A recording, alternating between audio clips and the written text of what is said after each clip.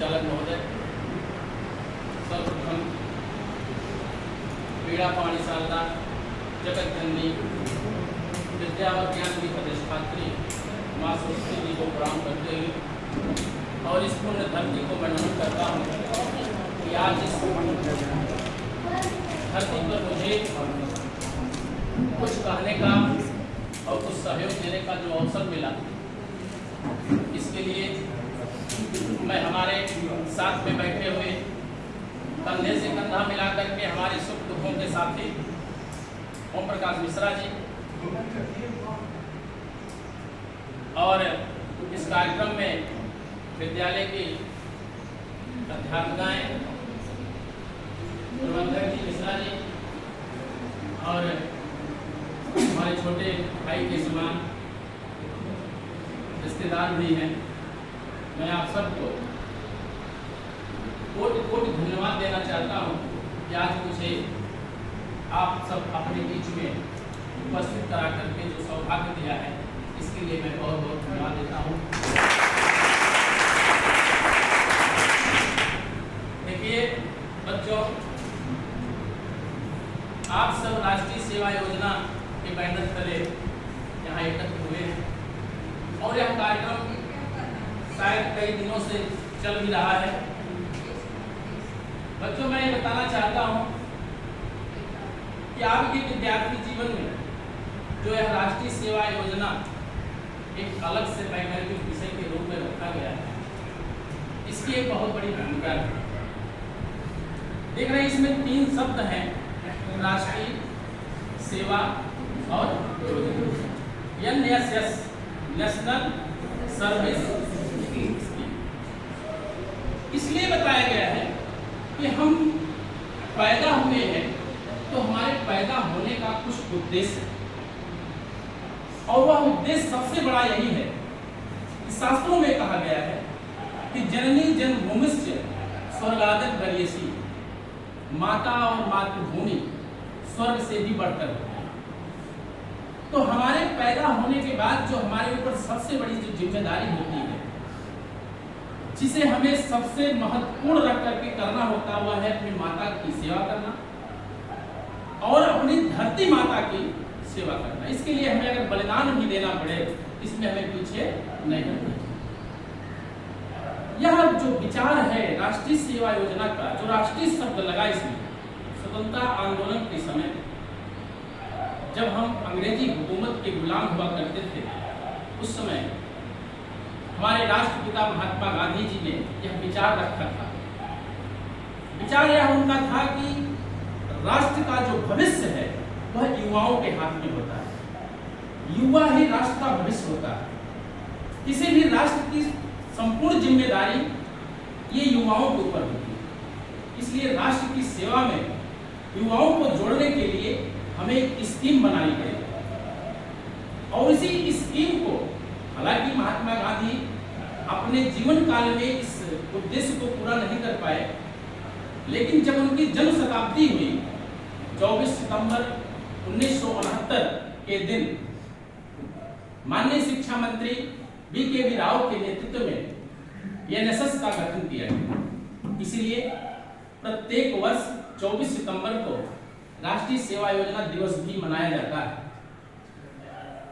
बच्चों देखिए, अपने जीवन में जब भी आप कोई काम करने चलते हैं, चाहे काम छोटा हो चाहे बड़ा हो, काम कोई छोटा होता ही नहीं, पहले तो दिमाग में बैठा लेना चाहिए। काम कुछ भी हो वो हमेशा आपको बड़ा मानकर चलना हो। और किसी भी काम को अच्छे ढंग से करने के लिए हम क्या करते हैं? प्री प्लानिंग करते हैं, एक योजना तैयार करते हैं। बिना योजना के अगर हम कोई काम करते हैं तो बीच में ही फ्लॉप हो जाते हैं, फेल हो जाते हैं और हमारा वह उद्देश्य पूरा नहीं होता।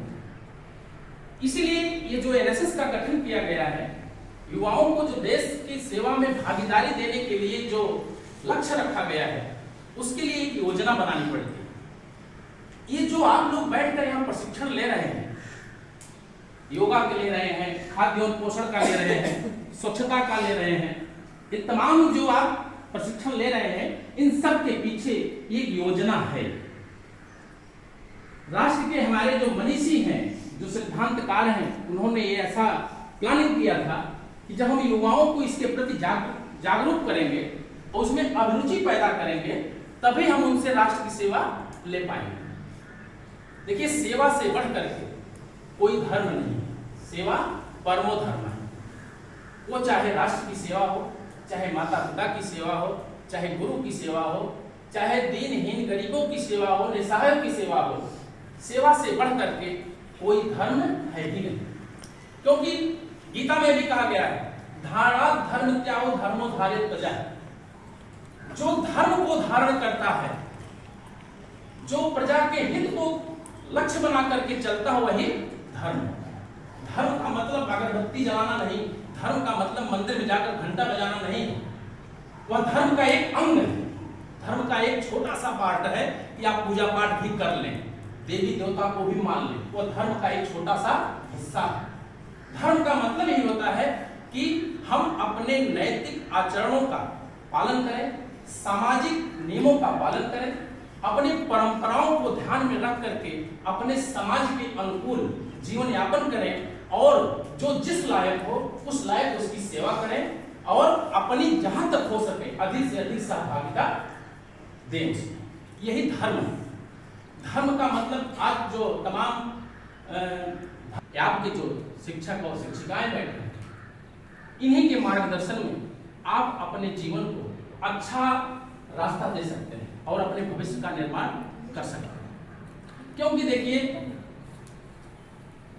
जो अध्यापक होता है वह इस धरती का सबसे अमूल्य व्यक्ति होता है। अध्यापक, अभी संचालक महोदय ने बताया आपको कि आपके किसी भी क्रियाकलाप से 3 लोग प्रसन्न होते हैं।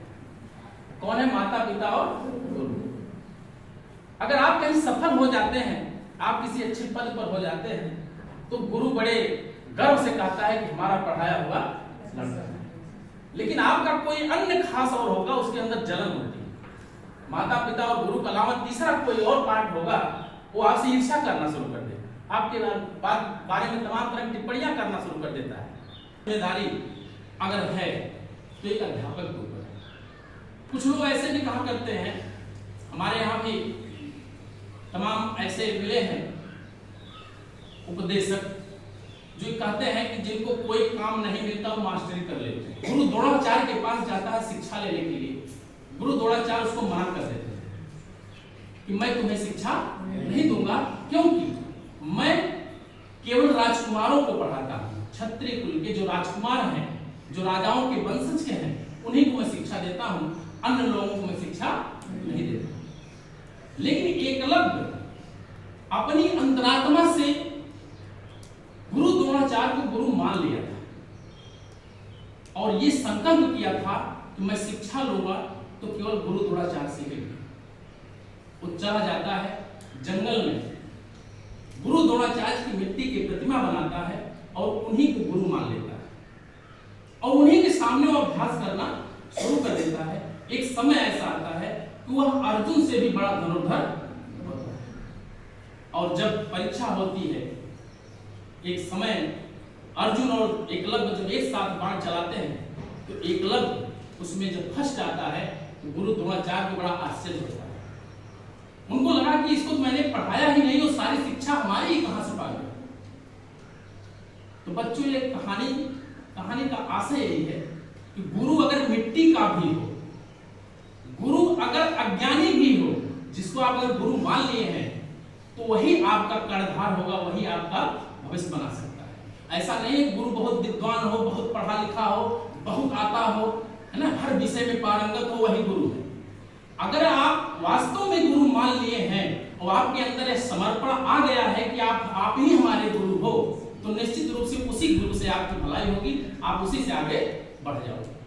और अगर आपके अंदर यह भावना आ गई कि आप अपने गुरु की ही परीक्षा लेना शुरू कर दें, गुरु के बारे में टीका टिप्पणी शुरू कर दें, हमारा गुरु सर्टिंग करके नहीं आता है, हमारा गुरु बाल झाड़ के नहीं आता है ना, इस सब बातों पर आपको नहीं जाना है। आप गुरु है तो गुरु, वो चाहे मिट्टी का हो, चाहे प्रतिमा हो, चाहे प्रतीक रूप में हो, चाहे प्रत्यक्ष रूप में हो, उससे महान और कोई इस दुनिया में नहीं होता।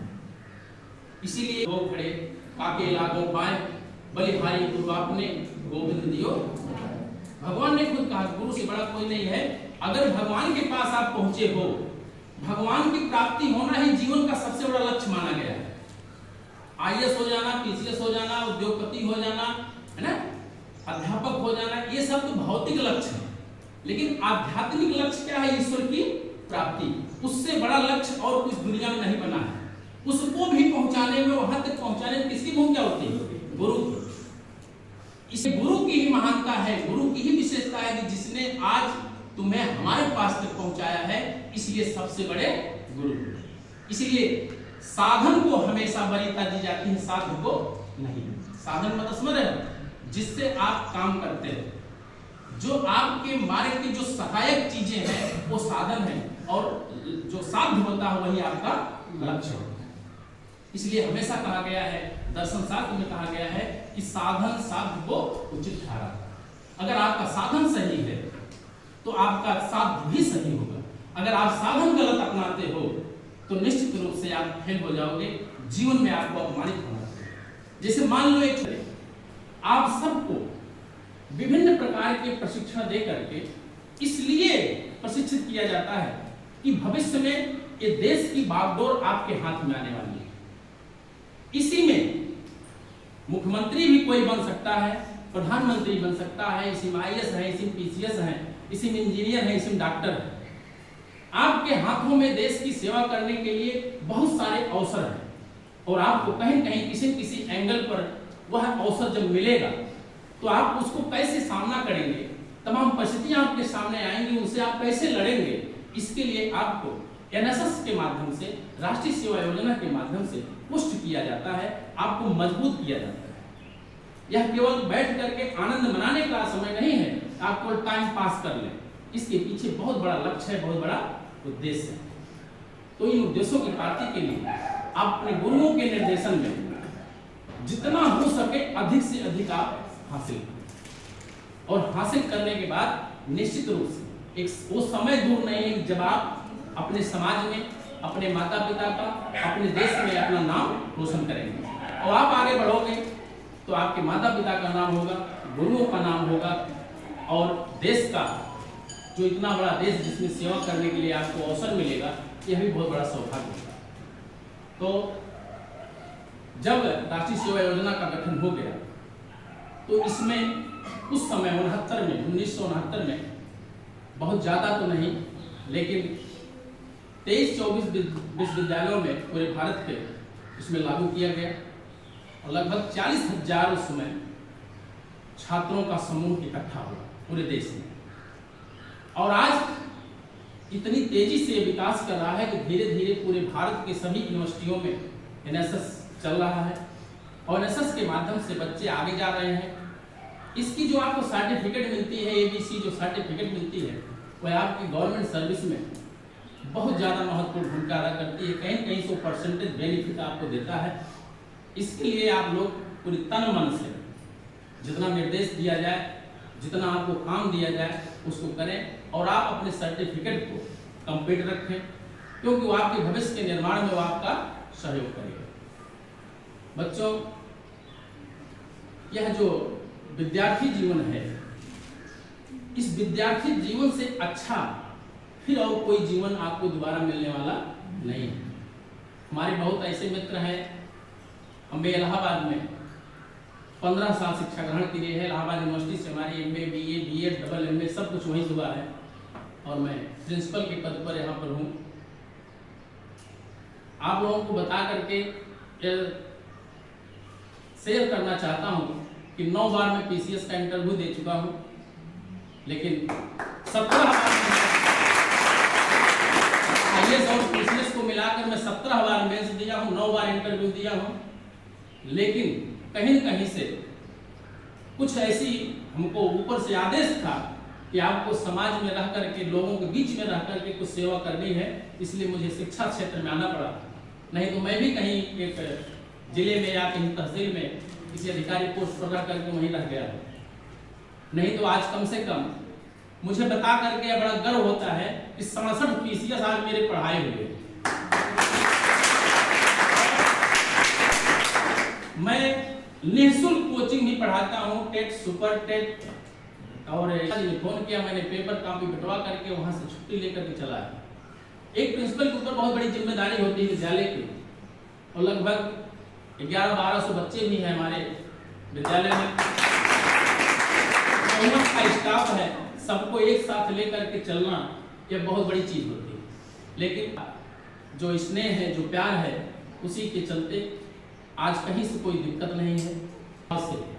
किसी भी असफलता से बिल्कुल मत हिरासिए, क्योंकि असफलता आपको यह संकेत देती है कि सफलता के लिए अभी आप पूरे मन से काम नहीं किए। जब आप पूरा मन लगा देंगे, पूरा दिलो दिमाग अपने लक्ष्य पर लगा देंगे, तो निश्चित रूप से वो दिन दूर नहीं है कि जो आप चाहते हो आपको मिल न जाए, क्योंकि मेहनत से बड़ा कोई और विकल्प है ही नहीं। स्वयं आप मेहनत करके, स्वाध्याय करके, आप तमाम कहानियों में पढ़े हैं, गौतम बुद्ध घर से निकल गए, 6 साल तपस्या किए, महात्मा महावीर निकल गए, है ना। कौन सी यूनिवर्सिटी में गए थे? कहीं गए थे किसी यूनिवर्सिटी में पढ़ने? कैम्ब्रिज गए थे? गए, स्वाध्याय किए, केवल मन में बैठा लिए कि नहीं हमको कुछ हासिल करना है। अगर आप संकल्प लेकर के बैठ जाओगे तो निश्चित रूप से आपको वो चीज मिल जाएगी जिसके लिए आप चाहत लगाए बैठे हो। लेकिन इसके लिए संकल्प लेना बहुत जरूरी है। बच्चों आप देखिए, संकल्प आपका तब पूरा होगा जब आपके अंदर जिज्ञासा उत्पन्न हो। बिना जिज्ञासा के आप कुछ नहीं कर पाओगे। आप बैठे हो, अब आपके अंदर तमाम जिज्ञासाएं होनी चाहिए, तमाम प्रश्न आना चाहिए कि एनएसएस क्या है, क्या है और क्यों और कैसे। 3 मंत्र है आपके सफल जीवन के। ये कैसे होगा? आप लोगों ने सुना होगा, बहुत पहले भी सेब गिरता था, आम गिरते थे, तमाम फल धरती पे गिरते थे, लेकिन न्यूटन ने ही क्यों उस पर रिसर्च किया कि ये फल ऊपर से नीचे क्यों गिरा? क्या न्यूटन के अलावा धरती पे इंसान नहीं थे उस समय? बहुत लोग रहे होंगे। न्यूटन पेड़ के नीचे सोया हुआ था, और जब सेब गिरा तो उसके मन में एक जिज्ञासा उत्पन्न हुई, एक प्रश्न उत्पन्न हुआ, यह सेब पेड़ से नीचे क्यों गिरा, ऊपर क्यों नहीं गया, बगल क्यों नहीं गया, चारों तरफ स्थान खाली था, कहीं क्यों नीचे ही आया? इस तरह का प्रश्न जब जिज्ञासा न्यूटन के अंदर पैदा हुआ तो कितना महान वैज्ञानिक बना, आप सब लोग जानते हैं। केतली का ढक्कन जब उठने लगा भाप से, तो जो जेम्स वाट पहला व्यक्ति था जब देखा था, क्या उसके पहले खाना नहीं बनता था? क्या उसके पहले लोग देखते नहीं थे? देखते थे, लेकिन सबके मन में वो जिज्ञासा नहीं होती थी, सबके मन में वो प्रश्न नहीं होता था, यह क्यों हुआ, कैसे हुआ। जब आपके मन में क्यों कैसे आएगा, निश्चित रूप से आप वो चीज हासिल करोगे जिसको आप सोच भी नहीं पाओगे। जीवन में हमेशा चलते उठते बैठते आप अपने मन में हमेशा प्रश्न लाएं, और जब आप प्रश्न अपने से करोगे तो हो सकता है उत्तर भी आपको स्वयं से ही मिल जाए, और यदि नहीं मिलता है उसके लिए गुरु बैठे हुए हैं, तमाम आपके अध्यापक हैं, आपके सीनियर्स हैं, आप उनसे क्यों और कैसे का समाधान पा सकते हैं।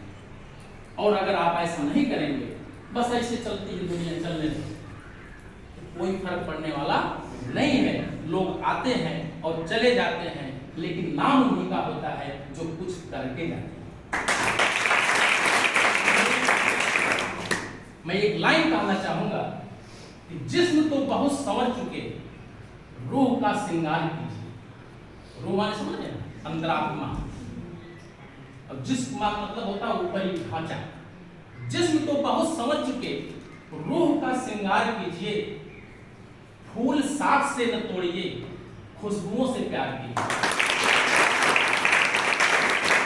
फूल साथ से न तोड़िए, खुशबुओं से प्यार कीजिए। आफताब छुप गया तो क्या, सुबह 9 जरूर आएगी, बस शर्त यही है वक्त का थोड़ा इंतजार कीजिए। बच्चों मैं ज्यादा नहीं कहूंगा कुछ, क्योंकि